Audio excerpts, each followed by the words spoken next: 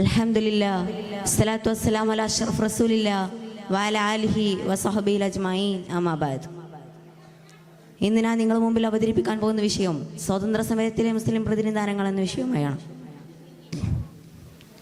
7 പതിറ്റാണ്ടുകൾക്ക് മുമ്പ് സമരസേനാനികളുടെ ധീരമായ പോരാട്ടങ്ങളുടെ ഫലമായിട്ടാണ് വെള്ളക്കാരുടെ കീഴാത്ത കരങ്ങളിൽ നിന്നും നമ്മുടെ ഭാരതവും സ്വാതന്ത്ര്യം പുൽകുന്നത്. കേവലം ഏതെങ്കിലും ഒരു വിഭാഗം ആളുകളെടുത്ത് മാത്രമല്ല, മറിച്ച് ഇന്ത്യൻ മണ്ണിൽ പിറന്ന ഓരോ ശ്വാസവും ബ്രിട്ടന്റെ ഹുങ്ക തകർക്കാൻ തെരുവിലിറങ്ങിയതുകൊണ്ടാണ് ഇന്നത്തെ ഇന്ത്യയിൽ നമുക്ക് ജീവിക്കാൻ കഴിയുന്നത്.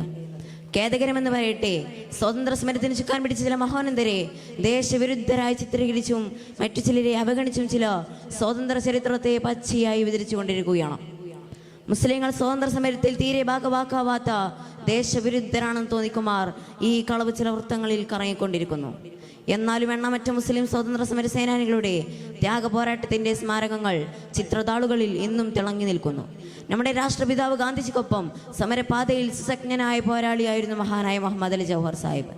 മഹാനവറുള്ള പേർവിളികൾക്കിടയിൽ ഒട്ടനേകം പീഡനമേൽക്കേണ്ടി വന്നിട്ടും മഹാൻ ഈ രാജ്യത്തിന്റെ നിലനിൽപ്പിനായി അതെല്ലാം സഹിക്കുകയായിരുന്നു. ലണ്ടനിലെ വട്ടമേശ സമ്മേളനത്തിലെ ആഗർജന വരികളിൽ അദ്ദേഹത്തിന്റെ ദേശസ്നേഹം എത്രത്തോളമായിരുന്നു എന്ന് നമുക്ക് ബോധ്യമാകും. സ്വാതന്ത്ര്യം എൻ്റെ കയ്യിൽ തരാതെ ഞാൻ എൻ്റെ രാജ്യത്തേക്ക് മടങ്ങില്ല. ഒരടിമ രാജ്യത്ത് മരിക്കാൻ ഞാൻ ഇഷ്ടപ്പെടുന്നില്ല. ഒരടിമ രാജ്യത്തേക്കാൾ നല്ലത് സ്വതന്ത്രമായ വിദേശ രാജ്യമാണ്. എൻ്റെ രാജ്യത്തിന് മോചനം നൽകാൻ നിങ്ങൾ തയ്യാറല്ലെങ്കിൽ ഈ രാജ്യത്ത് എനിക്ക് 6 അടി മണ്ണ് തരൂ.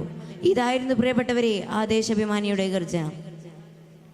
മറ്റൊരു സുപ്രധാനിയായിരുന്നു അദ്ദേഹത്തിന്റെ സഹോദരൻ മൗലാന ഷൗക്കത്ത് അലി. ഖിലാഫത്ത് പ്രസ്ഥാനത്തിന്റെ നായകനായി അവസാന ശ്വാസം വരെ ബ്രിട്ടീഷ് സർക്കാരിനെതിരെ മഹാൻ പോരാടിയിരുന്നു. ഇന്ത്യൻ സ്വാതന്ത്ര്യ സമരത്തിനു വേണ്ടി ധീരമായി പോരാടിയ മറ്റൊരു നേതാവാണ് മഹാനായ ടിപ്പു സുൽത്താൻ. ചരിത്ര സത്യങ്ങളെ കഴിച്ചു മൂടാനും വർഗീയവൽക്കരിപ്പിക്കാനും തക്കം പാർത്തു നിൽക്കുന്ന പേനയൂന്തികൾ മഹാനവറുകളെ വർഗീയവാദിയും ദേശവിരുദ്ധനുമായി കൊണ്ടാണ് പരിചയപ്പെടുത്തുന്നത്.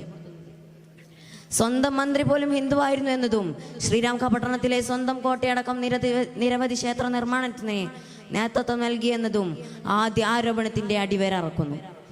ഈ കാര്യങ്ങൾ പ്രമുഖ ചരിത്രകാരൻ KN പണിക്കർ രേഖപ്പെടുത്തി വെച്ചതായി നമുക്ക് കാണാം. ബ്രിട്ടീഷുകാർക്കെതിരെയുള്ള സുൽത്താൻ അതിശക്തമായ പോരാട്ട ചരിത്രങ്ങൾ പഠിച്ചാൽ വർഗീയവാദികളുടെ ആരോപണ ബോംബുകൾ നിർവീര്യമാകും. ഇരുമ്പ് കവചമുള്ള റോക്കറ്റുകൾ ആദ്യമായി ഉപയോഗിച്ചത് ടിപ്പു സുൽത്താനായിരുന്നു. അത് പ്രയോഗിച്ചതാവട്ടെ ബ്രിട്ടീഷുകാരുമായുള്ള കൊണ്ടുയുദ്ധത്തിലായിരുന്നു എന്തെന്നും കൂടി കൂട്ടിച്ചേർത്ത് വായിക്കുമ്പോൾ ആ ധീരദേശാഭിമാനിയുടെ ബ്രിട്ടീഷ് വിരുദ്ധതയും സ്വരാജ്യ സ്നേഹവും പകൽ വെളിച്ചം പോലെയാകുന്നതാണ്. കൂടാതെ വെള്ളക്കാർക്കെതിരെ തന്നെയുള്ള പുളില്ലൂർ യുദ്ധത്തിലും ശ്രീലങ്ക പട്ടണ യുദ്ധത്തിലുമെല്ലാം ഈ ആക്രമണ രീതി കൊണ്ടാണ് ടിപ്പു സുൽത്താൻ വിജയിച്ചു കയറിയത്. സ്വപിതാവായ ഹൈദരലിക്കൊപ്പം വെള്ളക്കാർക്കെതിരെ സുധീരം പോരാടിയ ടിപ്പു എന്നെന്നും ബ്രിട്ടീഷുകാരുടെ കണ്ണിലെ കരടായിരുന്നു. അവസാനം ചരിത്ര പ്രയോഗത്തിന് ഇരയായിക്കൊണ്ടാണ് ആ മാന്യദേഹം വീര്യം ഭരിക്കുന്നത്. പ്രിയപ്പെട്ട സഹോദരന്മാരെ, ഇനിയൊന്ന് മലബാറിലേക്ക് നാം തിരിച്ചു വരുമ്പോൾ ജീവൻ മുഴുവൻ സ്വരാജ്യത്തിന് സമർപ്പിച്ച ഒട്ടനവധി പ്രതിഭകളെ നമുക്ക് ഇവിടെ കാണാൻ കഴിയുന്നതാണ്. മലബാറിന്റെ മദീന എന്നറിയപ്പെടുന്ന മമ്പുറത്ത് ജനിക്കുന്ന അലവി തങ്ങളും ഇഷനായ മർഖാദി തങ്ങളും ഇതുപോലെ വെള്ളക്കാരുടെ നികുതിക്കെതിരെ സ്വധീരം ശബ്ദിച്ചിട്ടുണ്ടോ? മലബാറിലെ ജനങ്ങൾക്ക് ചുക്കാൻ പിടിച്ച ആലി മുസ്ലിയാരും പുന്നത്ത് കുഞ്ഞഹമ്മദ് ഹാജിയും ചന്ദ്രശേരി തങ്ങളുമെല്ലാം ഓരോ മുസ്ലിമിനും അഭിമാനിക്കാനുള്ള അവസരം സൃഷ്ടിച്ച സമര നായകന്മാരാണ്.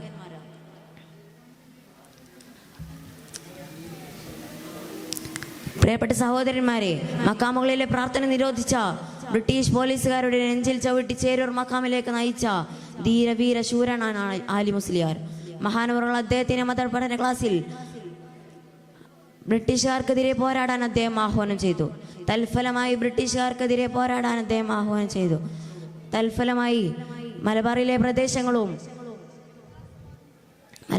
പ്രദേശങ്ങളും ആലപ്പിളിയാർക്ക് കീഴിലായി. ബ്രിട്ടീഷുകാരുടെ പത്നം ലണ്ടനിലെ വൻപിട പാത്രം വരെ റിപ്പോർട്ട് ചെയ്യുകയുണ്ടായി. പ്രിയപ്പെട്ട സഹോദരന്മാരെ, ഇനിയുമുണ്ട് ഒട്ടനേകം സമരസേനാനികളുടെ ചരിത്രം പറയാൻ. പക്ഷേ സമയക്കുറവ് മൂലം ഞാൻ നിർത്തുകയാണ്.